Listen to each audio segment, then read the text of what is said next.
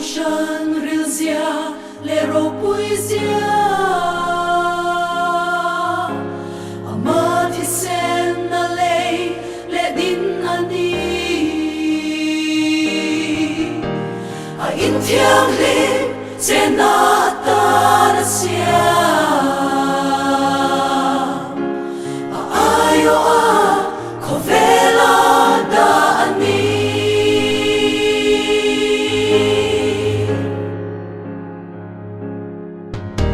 Pathian kong shan hiya varo pui kovelin ti boral tum chin ma se hilti theina thuru ka velani awa himse am chatuan chatuani Pathian kong shan lung pui chunga rem mi thi khokul kong kha hong tu van rong cha bi kola san tang chwa tu khovel thi me tu chu kong shan ani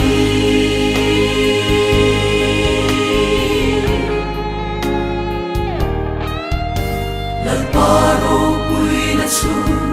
en lei ko sha ama swai om chuan en kim hi pi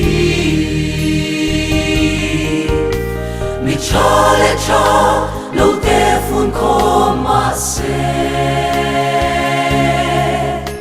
ko shan ro pui na ne chuang lo ve Pathian kong shan lung pui chunga rem mi thi khokul kong kha hong tu van rong cha bi kola san tang chwa tu khovel thi me tu chu kong shan ani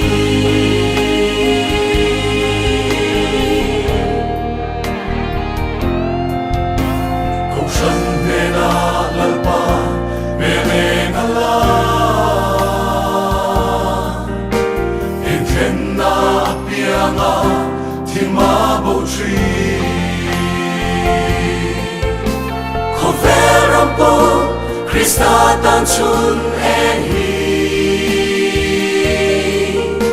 ko shan na pui berle din chan ani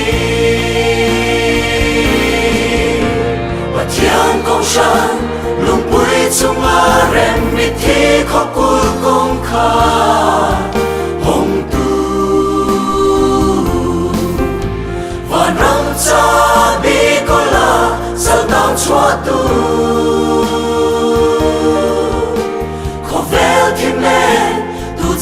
Kong shan ani van rong cha bi kola sal tang chwa tu khovel thi me tu chu kong shan ani